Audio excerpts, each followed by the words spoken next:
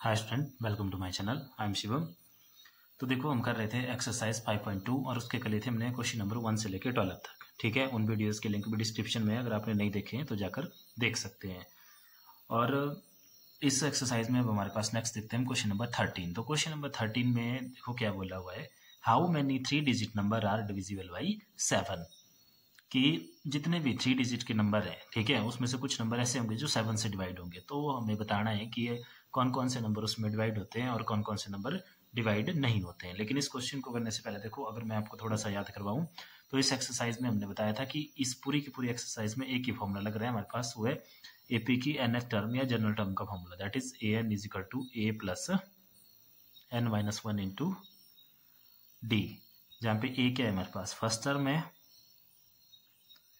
और डी क्या है कॉमन डिफरेंस है,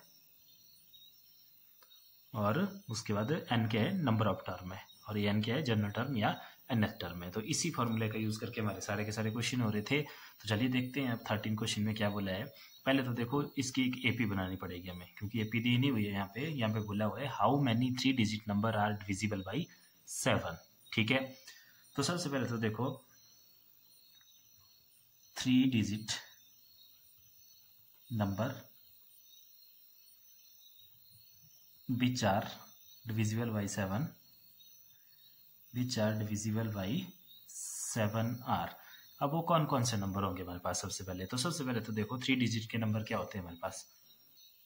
तो जैसे देखो, आपको पता है कि 3 डिजिट का जो सबसे छोटा नंबर है वो है हमारे पास 100, और सबसे बड़ा नंबर क्या है 999। तो इनके बीच में जितने भी नंबर होंगे वो हमें पता करना है कि कितने नंबर है जो 7 से डिवाइड है। तो सबसे पहले तो देखो, यहाँ से देखो स्टार्ट करते हैं। तो सबसे पहले तो देखो 100 है, तो 100 क्या 7 से डिवाइड होता है, तो जब आप इसको डिवाइड करेंगे तो ये नहीं होगा। ठीक है, उसके बाद 101 देखेंगे, वो भी नहीं होगा। फिर देखो ऐसे डिवाइड करके देख लो 102। ठीक है, तो 7 1 जा 7, फिर यहाँ पे आ गया 3 2। ठीक है, तो ये भी आपका 7 से डिवाइड नहीं हुआ।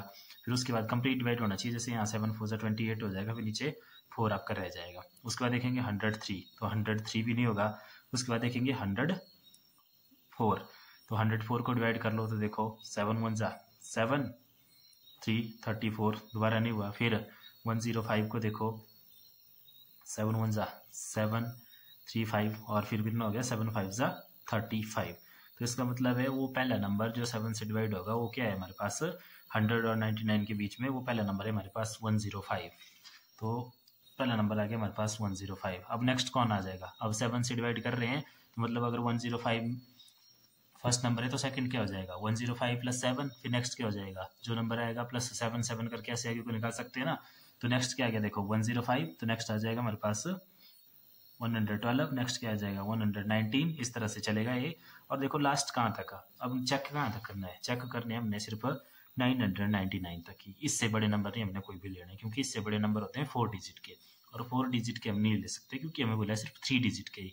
तो अब सबसे पहले तो चेक करते हैं कि क्या 999 7 से डिवाइड होता है कि नहीं। तो कर लो इसको डिवाइड, 7 1 जा 7, कितना आ गया हमारे पास, तो ये रह गया हमारे पास 29, 7 4 जा 28 19, तो 7 से डिवाइड नहीं हुआ, 7 2 जा 14, और यहाँ रह गया 5। ठीक है, अब देखो यहाँ से आप आइडिया लगा सकते हैं, यहाँ पे एक 5 एक्स्ट्रा रह रहा है। ठीक है, अगर ये 5 ना रहा होता तो ये पूरा का पूरा नंबर डिवाइड हो जाना था। तो ये 5 कब नहीं रहना था, जब इसकी जगह इस 9 की जगह क्या होता, इस 9 की जगह देखो अगर यहाँ पे 4 आया होता 4, तो इसका मतलब है 994 डिवाइड होगा इससे। ठीक है, आप चेक कर सकते हैं बारी बारी से, आगे को नहीं जाना, बड़ा नंबर नहीं यहाँ पे लेना कोई भी, क्यों, क्योंकि 999 से हम आगे नहीं जा सकते। तो यहाँ से हमें आइडिया मिल गया कि रिमाइंडर क्या रह रहा है 5। तो अगर नंबर में 5 कम हो जाए, जैसे 999 था, इसमें से अगर 5 कम हो जाए तो नंबर बचेगा 994। इसको डिवाइड कर लेते हैं हम 7 से, तो 7 1 जा 7 2 9, फिर 7 4 जा 28, फिर 2 1 और 4 है यहाँ पे, तो 4 आ गया, 7 2 जा 14, तो ये डिवाइड हो गया। तो इसका मतलब है जो लास्ट नंबर डिवाइड होगा वो होगा हमारे पास 994। तो अब देखो ये जो सारे के सारे नंबर आए ये एक एपी की फॉर्म में आ गए हैं, और इस एपी में हमें पता है फर्स्ट टर्म क्या है। देखो हमारे पास फर्स्ट टर्म हमारे पास आ गई 105, सेकंड टर्म आ गई 112, एंड फिर लास्ट टर्म या जनरल टर्म एक इसमें हमारे पास गिवन है 994, ये भी हमारे पास एक आ गई हुई है। तो अब क्या करेंगे हम, देखो इसमें हमें फाइंड आउट क्या करना है, नंबर ऑफ टर्म्स। तो हमें पता करना है कि ये कितनी टर्म्स है, यानी कि अगर हम फॉर्मूला देखें अपना जो कि हमारे पास है, देखो a N is equal to A plus N minus one into d. तो हमें ए एन इसकी लास्ट टर्म या जनरल टर्म भी पता चलेगी है कि यहाँ तक पहुँचने के लिए, ठीक है, कितनी टर्म्स चाहिए, ए भी हमें पता है, डी भी पता है, तो एन वहाँ से निकल जाएगा, सिंपल नंबर ही तो निकालना है हमें इसमें। तो देखो इसको हम ऐसे निकालेंगे। अब देखो आगे चलते हैं इसमें।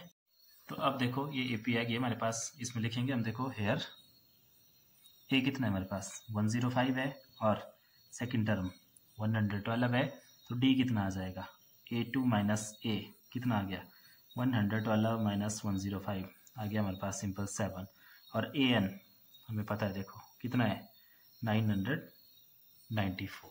तो ए एन का फॉर्मूला लगाएंगे हम, तो we know A N is equal to A plus N minus one into D, ठीक है। ये एन होता है कोई भी जनरल टर्म, तो इसमें हमने कंसीडर कर ली 994 की इसकी एक जनरल टर्म है, और एक कौन सी टर्म होगी यही हमें फाइंड आउट करना है। वो इससे पता लग जाएगा ना हमें कि ये कौन सा मल्टीपल आया, ठीक है, तो 7 का, ठीक है, मतलब जो 7 से डिवाइड होगा लास्ट, और फिर वो नंबर हमें पता चल जाएगा कितने नंबर आ रहे हैं। तो ये फॉर्मूला लगा लिया, तो वैल्यू पुट कर लो, देखो कितना आ गया 994 इज इक्वल टू ए की वैल्यू कितनी है हमारे पास 105 प्लस एन निकालना है तो उसको ऐसे रहने दो एन माइनस वन, डी की वैल्यू भी हमें पता है 7 है। 7 सबसे पहले देखो इसको हटाओ, यहाँ से इधर ले आओ, 994 माइनस इधर प्लस हो रहा है, इधर आके माइनस, आगे क्या रह गया N minus one into 7। Next step में इसको माइनस करेंगे, तो कर दो इसको माइनस, माइनस करके कितना आ गया है आपके पास, तो ये माइनस करके आ गया हमारे पास 889 is equal to N minus one into 7। Next step में 7 क्या हो रहा है यहाँ मल्टीप्लाई, इधर आके क्या हो जाएगा डिवाइड, तो 889 divide by 7 is equal to N minus one.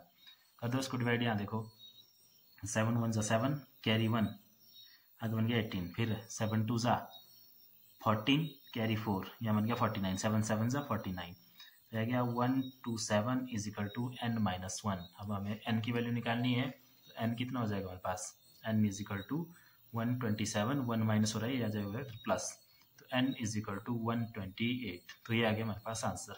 तो इसका मतलब है क्या कि there are 120 3 digit number which are divisible by 7, जो कि 7 से डिवाइड है, ठीक है। देखो दोबारा से समझ लो क्या किया कि हमने इसमें बहुत सारे क्वेश्चन है आपके इसी तरह से, कोई डिविजिबल किए हैं कोई मल्टीपल किए हैं। तो सबसे पहले तो हमने देखा कि 100 से लेके 100 से बड़े होने चाहिए ना सारे नंबर इसमें, क्योंकि 3 डिजिट के नंबर है, और 1000 से छोटे होने चाहिए, ठीक है, 1000 मतलब 999 से छोटे होने चाहिए, 3 डिजिट के नंबर रहने चाहिए। तो सबसे पहले हमने चेक कर लिया कि सबसे छोटा नंबर कौन सा आएगा। तो हमने देखा ना तो इससे 100 डिवाइड हो रहा था 7 से, ना 101, ना 102, ना 103, ना 104, पहला नंबर डिवाइड हो रहा था इससे 105 भी, तो लिख लिया। फिर नेक्स्ट अब 7 से डिवाइड करना है, तो 7 प्लस प्लस करते हुए हमारे पास सारी टर्म में आ जाएगी, वहाँ से एक चीज़ भी क्लियर है कि डी भी 7 ही रहेगा। फिर लास्ट में हमने चेक कर लिया कि 999 डिवाइड होगा इससे कि नहीं होगा, तो हमने देखा वो भी नहीं था, फिर 998 भी नहीं था, फिर था हमारे पास 994, ठीक है। तो फिर हमारे पास एक एपी बन गई, फिर उस एपी में हमने इसको जनरल टर्म मान लिया, और हमने ये फाइंड आउट करा कि इस टर्म जब ये टर्म आएगी तो उस टाइम एन की वैल्यू क्या होगी, ठीक है, क्योंकि वही तो हमें काउंट करना है यहाँ से, जैसे 1 2 3 फिर बीच में बहुत सारे टर्म आएगी, इनको काउंट करना है एपी के अलग से, ठीक है। तो हमने इसमें एन का फॉर्मूला लगा के एन की वैल्यू फाइंड आउट कर ली, और एन की वैल्यू आ गई हमारे पास 128। तो इसका मतलब है 128 3 डिजिट के ऐसे नंबर होंगे जो 7 से डिवाइड हो जाएंगे, ठीक है। तो ये था क्वेश्चन नंबर 13। अब देखते हैं हम क्वेश्चन नंबर 14। देखो क्वेश्चन नंबर 14 भी हमारे 13 की तरह ही सेम है। इसमें बोला है how many multiple of 4 lies between 10 and 250। 4 के ऐसे मल्टीपल बताओ जो 10 और 250 के बीच में लाई करते हो, कितने आएंगे, ठीक है। तो चलो लिखते हैं सबसे पहले, तो मल्टीपल ऑफ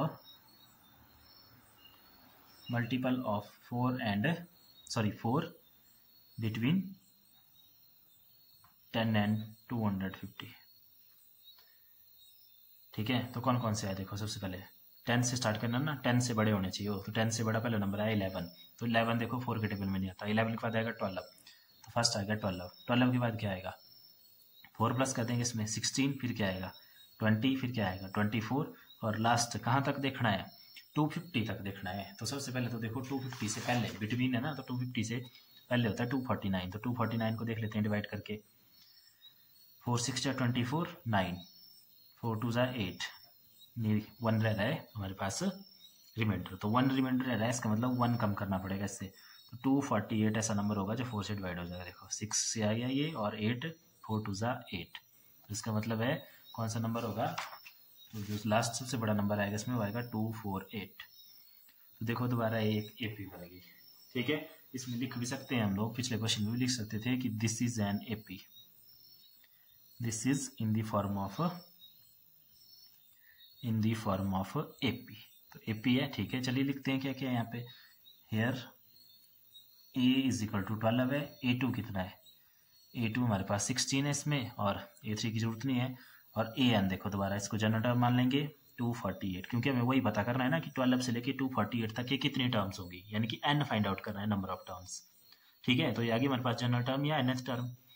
बस फॉर्मूला डी निकाल लेते हैं, पहले डी भी चाहिए होता है हमें, तो डी का फॉर्मूला क्या होता है, A2 माइनस ए कितना हो गया 16 माइनस 12, वो आ गया हमारे पास 4। तो फॉर्मूला लगाएंगे एन का, बी नो दैट, सारे के सारे क्वेश्चन इस एक्सरसाइज के एक ही फॉर्मूले से होंगे। We know that A N is equal to A plus N minus 1 into D. कर दो वैल्यू पुट, ए एन की value 248 is equal to A की value 12 plus N minus 1 into D की वैल्यू 4। 12 इधर ले आओ, माइनस हो जाएगा इधर आके, और दूसरी तरफ रह गया एन माइनस 1 इंटू 4। कितना हो गया है, माइनस करेंगे तो आ जाएगा 2 3 6। नेक्स्ट स्टेप में एन माइनस 1 4 को इधर ले आओ, डिवाइड कर दो इसको, उधर मल्टीप्लाई हो रहा था इधर आके डिवाइड, और आगे रह गया एन माइनस 1। कर दो इसको 4 से डिवाइड। देखो 4 से इसको डिवाइड करेंगे तो कितना आएगा यहाँ पे, 4 6 जा 24 होता है, 4 5 जा 20, तो 4 5 जा 20, 3 बच गया, आगे बना 36, फिर 4 9 जा 36, और is equal to N minus 1। तो सिंपल अगर एन निकालना है तो एन इज इक्वल टू क्या हो जाएगा 59, और ये माइनस हो रहा है इधर, इधर आके प्लस, तो एन की वैल्यू आ गई हमारे पास 60। तो उसका मतलब है नंबर ऑफ टर्म्स कितनी आई है टोटल, ये वाली जो 12 से लेके स्टार्ट है और 4 4 का डिफरेंस है, 248 तक एंड हो रही है, कितनी आई 60। तो इसका मतलब है, क्या मतलब है, therefore there are 60 multiple of 4 lies between 10 and 250। हो गया क्वेश्चन नंबर 14, बिल्कुल 13 की तरह ही है, इसमें भी हमने एपी बनाई। और वही ध्यान रखना 10 से बड़े होने चाहिए, 250 से छोटे होने चाहिए। तो 10 से बड़ा 11 आया, लेकिन 11 4 का मल्टीपल नहीं होता, तो नेक्स्ट लिखेंगे 12, फिर 12 के आगे को 4 4 लिखेंगे ऐड करके प्लस करके, और लास्ट 250 से छोटा होता है 249, लेकिन 249 भी से डिवाइड नहीं होता, तो उससे पीछे वाला देखेंगे 248 हो जाएगा। तो लास्ट आ गया 248। बाकी तो सिंपल एपी के फॉर्म में है, तो जनरल टर्म का फॉर्मूला लगाया और एन निकाल लिया। तो ये था क्वेश्चन नंबर 14, बिल्कुल सिंपल है ये। अब देखते हैं क्वेश्चन नंबर 15। देखो ये थोड़ा लंबा क्वेश्चन है लेकिन बिल्कुल आसान है। देखो इसमें बोला क्या है, for what value of n are the nth term of 2 APs, 2 APs दी हुई है देखो इक्वल। ठीक है, कि इनकी कौन सी वैल्यू, देखो कोई ना कोई इनमें वैल्यू आएगी ना, जैसे ये चल रही है देखो 63 65 67, फिर ये 3 से चल रही है 10 17, ऐसे ऐसे आगे को बढ़ रही है। इसमें आप देखेंगे इसमें जो कॉमन डिफरेंस 7 का है तो जल्दी जल्दी बढ़ेगी, इसमें कॉमन डिफरेंस जो है आपको 2 2 का दिखेगा, तो ये धीरे धीरे बढ़ेगी। तो जब ये ऐसे बढ़ती हुई चलेगी आगे को, तो एक नंबर ऐसा आएगा जो इन दोनों में आएगा। ठीक है, मतलब वो सेम होगा, यानी कि दोनों में एक जनरल टर्म आएगी जो कि सेम होगी, और वही हमें फाइंड आउट करना है भी वो कौन सी टर्म आएगी, यानी कि इनकी 20वीं टर्म आएगी वो, या इनकी 25th टर्म आएगी, कौन सी टर्म आएगी वो हमें फाइंड आउट करना है। ठीक है, तो चलिए स्टार्ट करते हैं। देखो तो सबसे पहले देखो, पहले फर्स्ट एपी को पकड़ लेते हैं। तो गिवन 1 एपी इज, ये दी हुई देखो क्या 63, 65, 67, इस तरह से चल रही है ना ये। तो यहाँ पे हमें ए कितना मिल गया 63 मिल गया, और A2 कितना मिल गया 65 मिल गया। इसमें अगर ए एन निकालें या एन का फॉर्मूला लगाएं तो ए एन क्या हो जाएगा, a plus N minus 1 into d, वो फॉर्मूला लगा सकते हैं। ठीक है, चलो ए एन रहने दो, यहाँ पे डी निकल रहा है तो डी निकाल दो। A2 माइनस ए कितना हो गया 65 माइनस 63 इज इक्वल टू 2। ठीक है, फॉर्मूला में इकट्ठे लगाएंगे दोनों में, एक एपी में इतना। अब देखो जो सेकेंड एपी दी हुई है, सेकेंड एपी इज वो क्या है हमारे पास 3,10,17 इस तरह से दी हुई है। इसमें भी ए कितना आ गया 3, A2 कितना आ गया 10, तो डी कितना आ जाएगा A2 minus A is equal to 10 minus 3 is equal to 7। ठीक है, ये सारी चीज़ें क्लियर है ना आपको यहाँ तक। अब देखो इनमें बोला हुआ है कि इनका an इक्वल होगा कहीं पे जाके, वो n हमने फाइंड आउट करना है। ठीक है, तो उसका मतलब क्या है, ये हमें गिवन है तो हम लिखेंगे since an of first AP is equal to an of second AP, किन दोनों के an इक्वल हो जाएंगे। ठीक है, वो टर्म में इक्वल हो जाएंगी, तो बस इन्हीं के फॉर्मूले लगाओ। अब देखो इसका an का फॉर्मूला क्या बनेगा फर्स्ट एपी के लिए, फॉर्मूला तो वही बनेगा a plus N minus 1 into D, और आगे वाली के लिए भी वही बनेगा a plus N minus 1 into D. लेकिन फर्स्ट एपी के लिए तो फर्स्ट एपी की में a की वैल्यू है हमारे पास देखो 63 प्लस n माइनस 1, क्योंकि n की वैल्यू फाइंड आउट करनी है। d की वैल्यू है फर्स्ट एपी में 2, यहाँ आ गया 2। दूसरी तरफ देखो, दूसरी तरफ a की वैल्यू है हमारे पास सेकेंड एपी में, a की वैल्यू 3 है plus n minus 1 find out करना है n की वैल्यू, और d की वैल्यू कितनी है हमारे पास, d की वैल्यू यहाँ पे है 7। तो ये आगे देखो, अब इसको सॉल्व करना है। ठीक है, तो स्टेप बाय स्टेप सॉल्व करेंगे। तो देखो सबसे पहले क्या कर लेते हैं, जैसे n माइनस 1 यहाँ पे क्या हो रहा है, मल्टीप्लाई हो रहा है ना इस 2 के साथ, तो इसको मल्टीप्लाई कर देते हैं। तो यहाँ देखो 63 प्लस ये 2 दोनों के साथ मल्टीप्लाई है, तो 2 इंटू एन कितना हो गया 2n माइनस 2 आगे 3 प्लस ये 7 हो रहा है इन दोनों के साथ मल्टीप्लाई, तो 7 इंटू एन हो गया 7n माइनस 7 1 7। अब देखो क्या करेंगे, n वाले एक तरफ कर लो, यहाँ कितना है 2n, यहाँ पे है 7n, प्लस का इधर आके हो जाएगा माइनस 7n। बाकी जो नंबर बच गए उनको सारी साइड ले जाओ, तो यहाँ 3 है पहले से, माइनस 7 है पहले से, यहाँ से आया देखो 63, इधर प्लस का था इधर हो गया माइनस 63, माइनस का 2 आया इधर हो गया प्लस का 2। ठीक है, अब देखो ये कितना हो गया minus 5n, 2n minus 7n हो गया माइनस 5n। यहाँ पे प्लस के हैं दो नंबर 3 और 2, तो ये बन गया 5 प्लस का, बाकी ये माइनस माइनस भी प्लस हो गया, निशान माइनस का। ठीक है, और कितना हो गया 63 प्लस 7 हो गया हमारे पास 70। फिर कितना हो गया हमारे पास minus 5n is equal to minus 65, minus से माइनस कैंसल, n की वैल्यू कितनी आएगी देखो 65/5, तो इसको काट दो, 5 1 जा 5, 1 कैरी 15, 5 3 जा 15, तो this implies n is equal to 13। तो इसका मतलब क्या है, इसका मतलब है कि इन दोनों एपीज की जो 30th टर्म आएगी वो इक्वल आएंगी। ठीक है, तो हम लिख सकते हैं therefore 30th term of both APs are equal. ठीक है, यही हमारे से पूछा था इसमें। ठीक है, अब देखो क्वेश्चन आपका यहाँ पे खत्म हो जाता है, लेकिन अगर आपने चेकिंग करनी है कि आएगी सच में इक्वल कि नहीं आएगी, तो हम कर सकते हैं। देखो फर्स्ट एपी के लिए ये 13 क्या हो जाएगा, ए प्लस 12 डी होता है ना, ए की वैल्यू 63 है इसके लिए, प्लस 12 डी की वैल्यू कितनी है 2 है, तो कितना हो जाएगा 63 प्लस 12 2 24, प्लस कर देंगे 4 3 हो गया 7 और 6 2 हो गया 8, 87 आई वैल्यू। दूसरी एपी के लिए देखो ए 13, तो उसके लिए भी ए प्लस 12 डी हो जाएगा, लेकिन उसके लिए ए है हमारे पास 3 प्लस 12 इंटू डी है उसके लिए 7, तो कितना हो गया 3 प्लस 12 7 जो होता है हमारे पास 84, तो 84 प्लस 3 हो गया 87। तो देखो उनकी जो 30th टर्म थी वो हमारे पास सेम आ रही है। ठीक है, तो वही आंसर है हमारे पास कि 30th term of both APs are equal. ठीक है, बिल्कुल सिंपल है, जो दिया था वही किया हमने। हम बोला था कि इनकी एन टर्म इक्वल हो जाएगी एक जगह पे, तो बताना है कौन सी टर्म होगी, मतलब एन फाइंड आउट करना है, तो बस उसी के फॉर्मूले लगाए।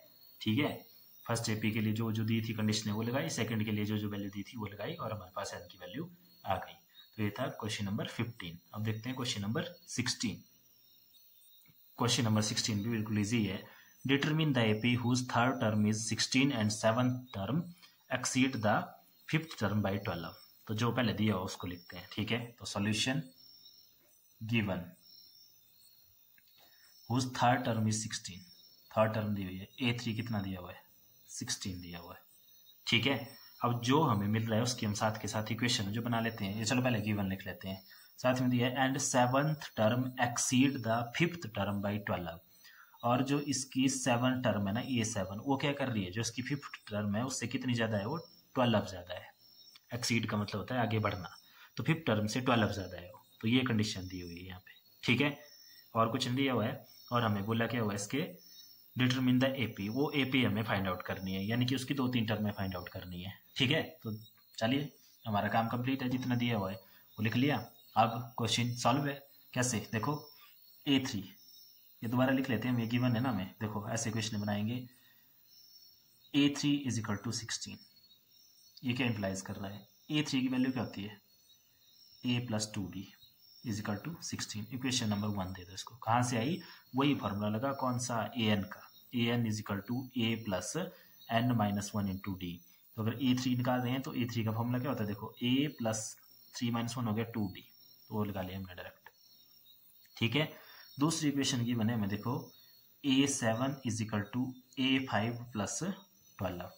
तो A7 का वैल्यू क्या हो जाएगी, A प्लस 16D, और A5 के लिए A प्लस 4D प्लस 12। ठीक है, इतना। इसको थोड़ा सॉल्व कर लेते हैं यहाँ पे। तो देखो A है ना, इधर एक A इधर है, इधर प्लस का है, इधर आके माइनस A हो गया, प्लस इधर कितना है 6 है D, इधर कितना है प्लस 4D, इधर आके माइनस 4D हो गया। दूसरी तरफ क्या रह गया हमारे पास, इक्वल टू 12। A से A cancel, 6D minus 4D हो गया हमारे पास, 2D is equal to 12। D की वैल्यू आ गई मेरे पास सिंपल 12/2 इज इक्वल टू 6। ठीक है, आगे 6। अब इसी को क्या करेंगे हम, पुट इन 1 में पुट कर देंगे, पुट इन 1, तो 1 से हमारे पास A की वैल्यू आ जाएगी। कैसे, देखो यहाँ है A प्लस 2 इंटू D की जगह कितना लिख लिया, 6 इज इक्वल टू 16।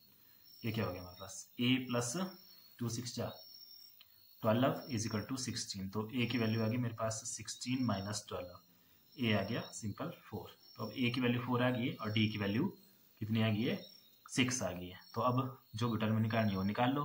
तो जैसे देखो यहाँ करते हैं इसके बाद, तो A की वैल्यू कितनी आ गई मेरे पास 4, उसके बाद D की वैल्यू कितनी आ गई 6। तो अब 2-3 टर्म निकालनी है ना इसकी, A तो आ गई, A2 निकालो। A2 का फॉर्मूला क्या होता है, A प्लस D, कहाँ से, यहीं से। देखो A2 is equal to A plus 2 minus 1 हो गया 1, 1 इंटू D, तो A प्लस D क्या हो गया 4 प्लस D, यानी कि हो गया हमारे पास 10। A3 निकाल लो, A3 क्या हो गया हमारे पास A plus 2D, value put कर दो, A की वैल्यू 4 प्लस 2 इंटू 6, जो गया 4 प्लस 2 6 12, 12 प्लस 4 हो गया 16। ठीक है, उसी तरह से एक टर्म और निकाल लेते हैं। तो A4 का फॉर्मूला हो गया A plus 3D, value put कर दो, A की वैल्यू कितनी है हमारे पास 4 है, प्लस 3 इंटू D की वैल्यू 6 है, तो 4 प्लस 3 6 18 आ गया हमारे पास आंसर 22। ठीक है, काफ़ी है 3 टर्म। तो देयरफॉर ऐसे लिख सकते हैं कि रिक्वायर्ड AP इज, जो AP हमारे से पूछी थी वो क्या आ गई हमारे पास, रिक्वायर्ड AP इज क्या आई, देखो फर्स्ट टर्म क्या है इसकी 4, फिर कितना आया नेक्स्ट टर्म 10, 6 का डिफरेंस आ रहा है, फिर 16, फिर 22, फिर सो ऑन ऐसे करके। तो ये आ गई हमारे पास रिक्वायर्ड AP।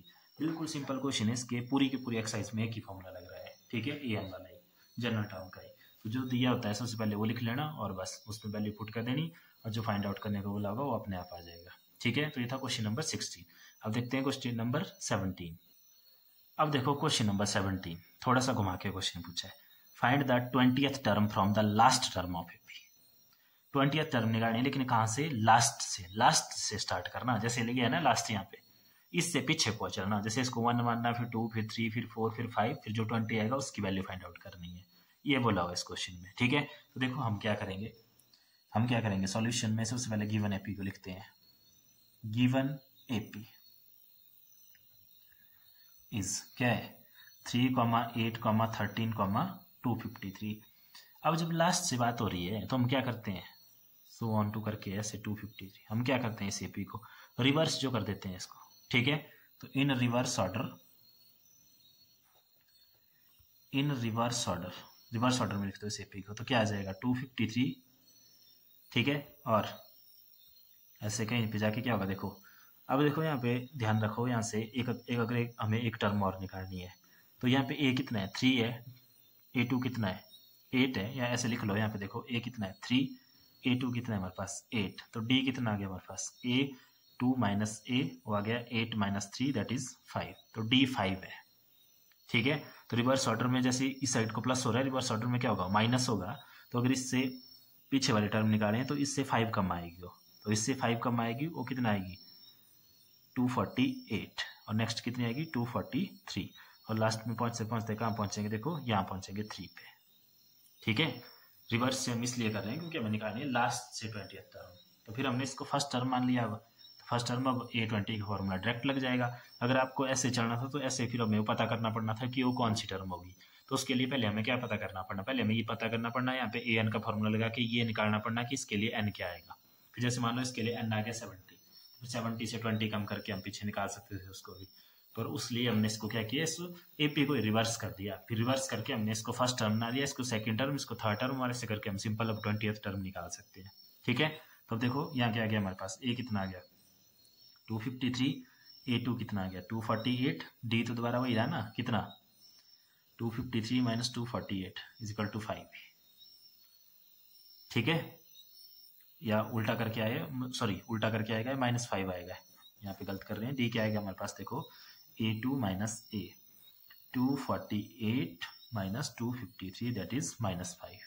रिवर्स चल रहे हैं तो D माइनस का हो गया। ठीक है, तो अब निकाल लो A20, लास्ट से A20 क्या फॉर्मूला बन जाएगा A प्लस 19D। तो A की वैल्यू पुट कर दो, इसमें कितनी है 253, लास्ट से निकाल रहे हैं ये रखना ध्यान, प्लस 19D की वैल्यू कितनी है -5।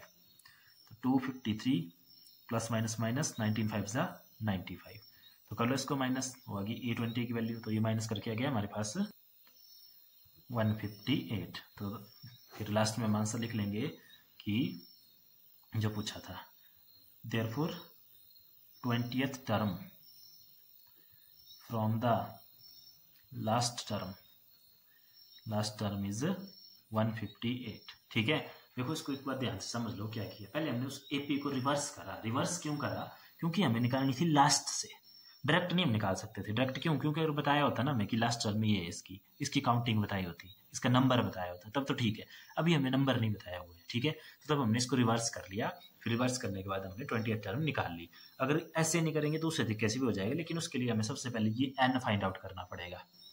फिर ये n फाइंड आउट करना पड़ेगा, फिर उससे पीछे को काउंट करनी पड़ेगी कि कौन सी निकलनी है वो। जैसे मान लो ये n आया 100, फिर इससे पीछे को जैसे 100 क्या हुई फर्स्ट टर्म, फिर 99 क्या हुई सेकंड, फिर 98 थर्ड, ऐसे करके पहुंचना पड़ेगा 20 पे कि कौन सी 20 आएगी। ठीक है, तो क्वेश्चन लंबा पड़ जाएगा, इसलिए हमने इसको रिवर्स कर दिया और रिवर्स में D चेंज हो गया, माइनस में आ गया और निकल गई हमारी लास्ट से सिंपल 20 टर्म। ठीक है, तो ये था हमारे पास क्वेश्चन नंबर 17। अब देखते हैं क्वेश्चन नंबर 18। देखो क्वेश्चन नंबर 18 भी सिंपल है।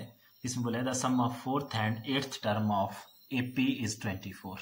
सबसे पहले बोला हुआ इसमें क्या, of 4th term and 8th term of an AP is 24 given में आ गया। ठीक है, लिख लेते हैं इसको इतना। आगे sum of 6th and 10th term is 44। दूसरी कंडीशन क्या दी हुई है, A6 प्लस A10 कितना है 44 है। Find the first 3 term of AP। बस काफी है इतना हमारे लिए AP को निकालने के लिए। ठीक है, कैसे, देखो इसका फॉर्मूला लगाओ, या ऐसे लिखते हैं दोबारा, A4 प्लस A8 24 के इक्वल दिया हुआ है। ये क्या इंप्लाइज कर रहा है, A4 का formula A plus 3D plus A8 का formula A plus 7D is equal to 24। ठीक है, प्लस कर दो, A प्लस A कितना हो गया हमारे पास 2A। ठीक है, प्लस ये कितना हो गया 3 प्लस 7 कितना हो गया 10D इज इक्वल टू 24। ठीक है, ठीक है ना, इतना बस ऐसे रहने दो इसको, कुछ नहीं, कॉमन भी आ जाएगा वैसे 2 यहाँ से, लेकिन इसको इतना ही रहने दो। इक्वेशन नंबर 1 दे दो इसको। दूसरी इक्वेशन दी हुई है हमारे पास, देखो ये A6 plus A10 is equal to 44। A6 का फॉर्मूला लगा लो इसमें, A प्लस 5D, A10 का A plus 9D is equal to 44।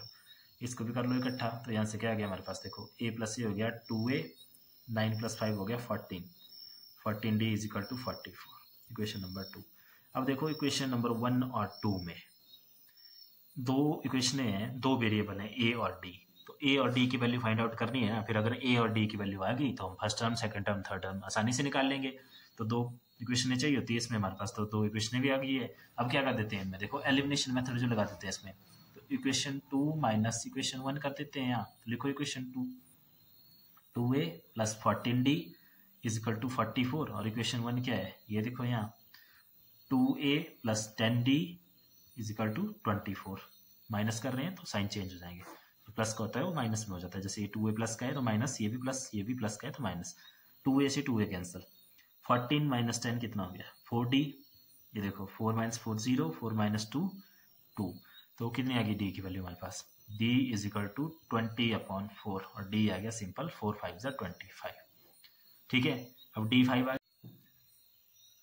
तो देखो ये आ गया हमारे पास डी की value, D is equal to 5। अब क्या करेंगे हम, इस वैल्यू को किसी इक्वेशन में पुट कर देंगे। तो हम लिखते हैं देखो, put D is equal to 5 in equation 1। तो 1 में पुट कर देते हैं। देखो 1 इक्वेशन क्या है हमारे पास, 2a + 10, डी कितना है 5 इज इक्वल टू 24। तो यहाँ से a की वैल्यू आ जाएगी, तो 2a + 10 5 हो गया 50 इज इक्वल टू 24, और ये हो गया हमारे पास 2a इज इक्वल टू 24, इधर ले आओ इसको, तो हो गया -50, और 2a की वैल्यू आ गई हमारे पास -26। a की वैल्यू कितनी होगी, -26/2, तो a की वैल्यू आ गई हमारे पास -13। अब a की वैल्यू हमारे पास -13 आ गई है, और d की वैल्यू कितनी आ गई हमारे पास 5 आ गई है। तो अब इसकी फर्स्ट 3 टर्म बोले निकालने को, तब उनको निकाल लेंगे हम। कैसे, देखो अब जैसे a तो आ गया, a2 क्या हो जाएगा हमारे पास, a2 का फॉर्मूला क्या होता है, a + d, वैल्यू पुट कर दो, a की वैल्यू -13 + d की वैल्यू 5, तो -13 + 5 हो गया 8। उस तरह से a3 निकाल लो, तो a3 क्या हो गया हमारे पास, a + 2d, वैल्यू पुट कर लो, -13 + 2 × 5, तो हो गया हमारे पास -13 + 10, और आंसर आ गया सिंपल -3। ठीक है, तो फर्स्ट 3 टर्म पूछी थी ना, तो देयरफॉर a आ गया हमारे पास -13, और a2 आ गया हमारे पास a2 आ गया हमारे पास -13 + 8, -8 है यहाँ पे। ठीक है, ये करेक्शन कर लेना, a2 इज इक्वल टू -8, तो a2 आ गया हमारे पास -8, और a3 आ गया हमारे पास -3। तो ये थी इसकी 3 टर्म्स जो हमारे से पूछी थी। तो ये था नंबर 19 में हमें बोला है, Shubha Rao started work in 1995 at an annual salary of ₹5,000 and received an increment of 200 each year. Which year did his income reach ₹7,000? ठीक है, तो उसको जो सैलरी मिलती है, देखो फर्स्ट ईयर में कितनी सैलरी मिलती है इसको, तो हम लिखेंगे सिंपल, देखो ये सैलरी देखो फर्स्ट ईयर में मिलती है उसको 5,000, फिर नेक्स्ट ईयर मिलेगी 200 प्लस हो जाएगा उसमें। ठीक है, तो हो गया 5,200, नेक्स्ट ईयर 5,000 4 ईयर, नेक्स्ट फिर 5,600, ऐसे ऐसे मिलती चलेगी। तो मतलब हम लिखेंगे इसको, देखो his salary is in term of AP. ठीक है, एपी में है ना, 200 प्लस हो रहा है इसमें। ठीक है, तो जैसे 5,000 फिर 5,200 फिर 5,400, ऐसे ऐसे करके कहाँ पहुंचेगी, एक टाइम पहुंची होगी वो 7,000 में। तो हमें फाइंड आउट करना है कि वो कौन से ईयर में जो है 7,000 पे पहुंचे। ठीक है, 1995 में इतनी। तो कैसे पता चलेगा, ये एक जनरल टर्म मान लेते हैं इसको, फिर एन की वैल्यू हमें फाइंड आउट करनी है कि ये कौन सी टर्म आई। ठीक है, तो दोबारा वही देखो, here A is equal to 5,000, A2 कितना है 5,200, तो D कितना आ गया -5,000, सिंपल 200 आ गया। दिया भी है वैसे स्टार्टिंग में कि 200 का इंक्रीमेंट है उसमें, तो D 200 हो गया। अब AN क्या हो गया हमारे पास यहाँ पे 7,000 जनरल टर्म, तो इसी का फॉर्मूला लगाएंगे, we know AN is equal to A + n-1 × D, value put कर दो, AN की वैल्यू कितनी है हमारे पास 7,000 इज इक्वल टू A की वैल्यू 5,000 प्लस n-1 × D की वैल्यू भी हमें पता है कितनी है 200 है। सबसे पहले इस 5,000 को हटाओ यहाँ से, इधर ले आओ, क्या हो गया 7,000 - 5,000 इज इक्वल टू n-1 × 200, ये रह गया 2,000 इज इक्वल टू n-1 × 200। ठीक है, नेक्स्ट स्टेप में इस 200 को उठाओ यहाँ से, क्या हो रहा है मल्टीप्लाई, इधर जाके क्या हो जाएगा डिवाइड, तो 2,000/200, 20 से 20 कैंसिल, 2 से 2 कैंसिल, 2 1 2, तो यहाँ एक 0 और भी है, तो ये 10 रह गया यहाँ पे, और इधर रह गया n-1, तो n की वैल्यू क्या हो जाएगी, देखो इधर क्या रहा है 10 और माइनस का इधर, तो ये हो गया प्लस का 1, तो ये हो गया 11, यानी कि ये 11th इंक्रीमेंट होगी। ठीक है, ये 11th इंक्रीमेंट होगी जिसमें उसकी सैलरी कितनी पहुंच जाएगी हमारे पास 7,000 पहुंच जाएगी। ठीक है, देखो ये हमारे से पूछा था कि in which year his income reach 7,000, तो कितने सालों के बाद 11, तो हम सिंपल लिख सकते हैं, तो therefore 11th year his salary become 7,000। ठीक है, ये हो गया इसका आंसर। तो ये था क्वेश्चन नंबर 19। अब देखते हैं लास्ट क्वेश्चन है एक्सरसाइज का, जो कि है क्वेश्चन नंबर 20। ठीक है, देखो क्वेश्चन नंबर 20 में भी मैं वैसा ही बोला है कुछ। Ramkali saved ₹5 in first week of a year, then increase her weekly saving by ₹1.75। ठीक है, तो देखो हर सेविंग इज एज या हर सेविंग आर एज, कैसे कैसे देखो उसकी सेविंग। फर्स्ट कितनी है ₹5, फिर कितनी है 5 और ऐड कितना हो रहा है उसमें 1.75, तो कितना हो गया 6.75।